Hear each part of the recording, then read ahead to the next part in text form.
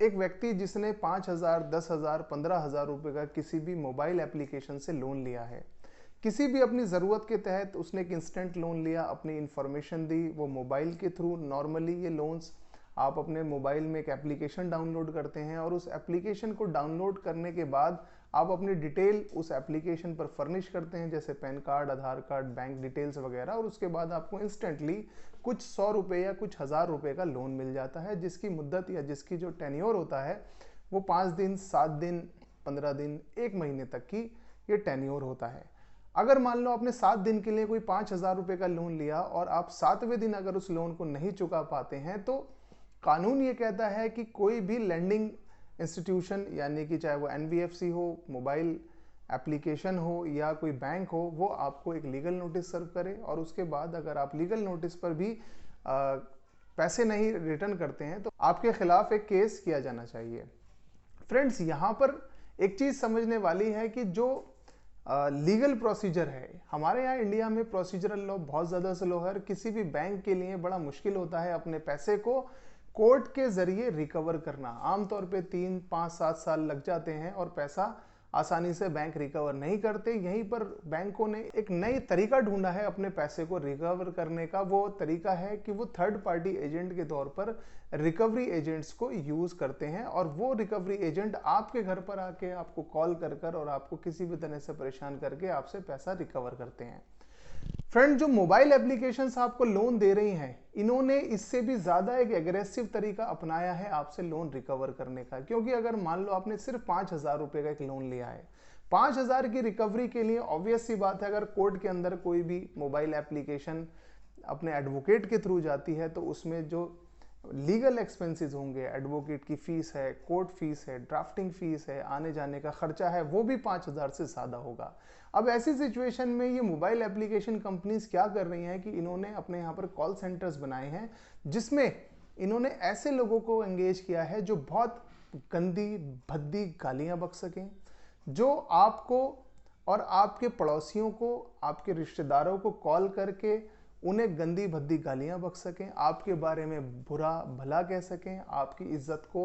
आपके पड़ोसियों में, आपके रिश्तेदारों में कॉल करके उछाल सकें। जिस वक्त आप किसी भी मोबाइल एप्लीकेशन पर लोन के लिए अप्लाई करते हैं, उस वक्त वो मोबाइल एप्लीकेशन आपसे कुछ परमिशंस मांगती हैं आपके मोबाइल के डेटा पर एक्सेस करने की। जैसे आपको एक कॉन्टैक्ट डिटेल्स में उन्हें एक्सेस देनी होती है ताकि वो आपकी पूरी कॉन्टैक्ट डिटेल्स को कॉपी कर सकें। आपके जो कॉल लॉग्स हैं, जिन्हों को आपने कॉल की है, जिनसे आपने कॉल रिसीव की है, उनको भी आप परमिशन देते हैं कि मोबाइल एप्लीकेशन उस डेटा तक पहुंच सकती है। इसके अलावा मेरे कुछ क्लाइंट्स ने ये भी बताया है कि जो उनके फोन्स के अंदर उनकी फैमिली पिक्स थी, ऐसी पिक्स थी जो किसी और के साथ शेयर नहीं की जाती हैं, वो गैलरी में भी एक्सेस करने की परमिशन ये मोबाइल एप्लीकेशंस पहले ही आपसे ले लेती हैं। अब वो जो डाटा मोबाइल एप्लीकेशन ने आपसे लिया है वो उसको ऑलरेडी सेव करके रखते हैं, और जब आप उनका लोन नहीं चुका पाते हैं तो इस डेटा को एज ए ब्लैकमेलिंग टूल वो यूज करते हैं। आपको सबसे पहले धमकी दी जाती है कि आज 7वां दिन है, आपने अपना लोन नहीं चुकाया, अगर तुमने लोन नहीं चुकाया तो हम अब तुम्हारे रिश्तेदारों को कॉल करेंगे और हम बताएंगे कि तुम कितने बड़े चोर हो, तुम कितने बड़े क्रिमिनल हो, तुम्हारी क्या समाज के अंदर साख है, तुम बनते क्या हो और तुम एग्जैक्टली हो क्या।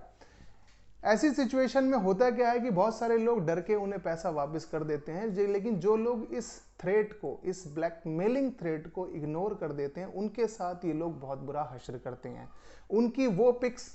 जो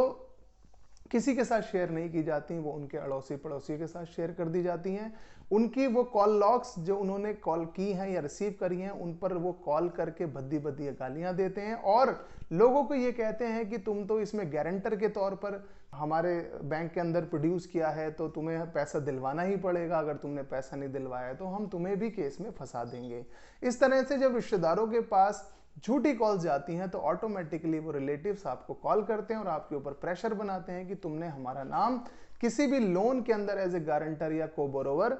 क्यों डाला है। अभी कुछ दिनों पहले मैंने एक कॉल रिसीव करी थी तो उस व्यक्ति ने बताया कि सर मैंने सिर्फ 3,000 रुपये लिए थे, मैं किसी क्राइसिस में आउट ऑफ स्टेशन फंस गया था, वहाँ पर मेरे पास पैसे नहीं थे तो मुझे 3,000 रुपये लेने पड़ गए और लॉकडाउन की वजह से मैं 7 दिन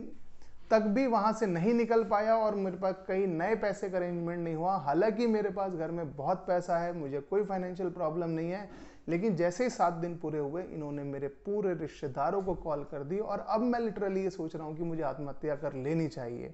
फ्रेंड्स, ये लोग आपको आत्महत्या करने तक के लिए उकसा देते हैं और बहुत सारे लोग लिटरली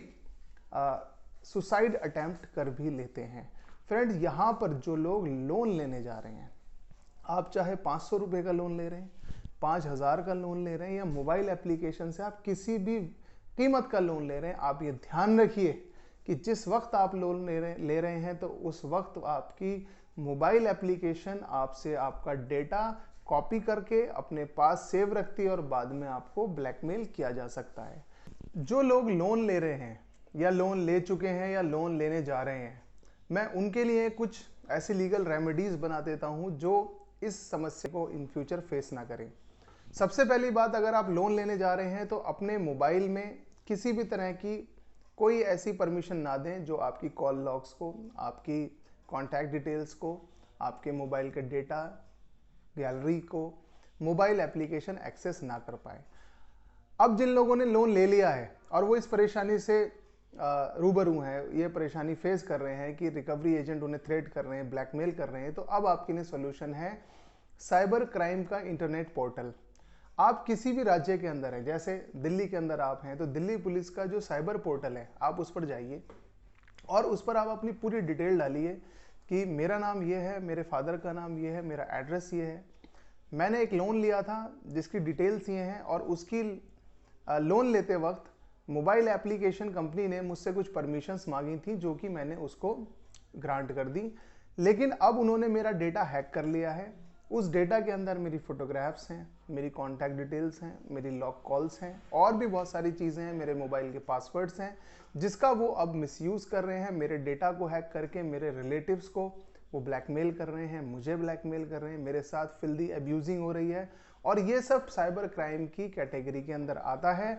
यहाँ पर ये बताना ज़रूरी है कि अगर आपने लोन लिया है तो आप कोई क्रिमिनल नहीं है। लोन से रिलेटेड मैटर सिविल रिकवरी में जाते हैं जो कि कोर्ट के अंदर रिकवर किए जाते हैं और अगर क्रिमिनल रिकवरी भी है यानी कि 138 का मैटर भी है तो वो भी कोर्ट के जरिए होगा। ये पुलिस का मैटर नहीं होता है रिकवरी कराना। लेकिन अगर लोन की आड़ में ये मोबाइल ऐप कंपनीज आपका डेटा हैक करके आपको ब्लैकमेल कर रही हैं तो ये इंफॉर्मेशन टेक्नोलॉजी एक्ट के अंदर ये एक क्राइम है, साइबर क्राइम है और इसमें नॉन बेलेबल ऑफेंसेस भी काउंट होते हैं। तो फ्रेंड्स, अगर आप ऐसी किसी भी परेशानी में फंस चुके हैं तो ये वीडियो आप देखकर आप काफ़ी उससे फ़ायदा उठा सकते हैं। और इसके अलावा भी अगर आपके जहन में कोई भी लोन से रिलेटेड मैटर है, आप किसी लोन के ऐसे जाल में फंस गए हैं जिससे आप निकल नहीं पा रहे हैं,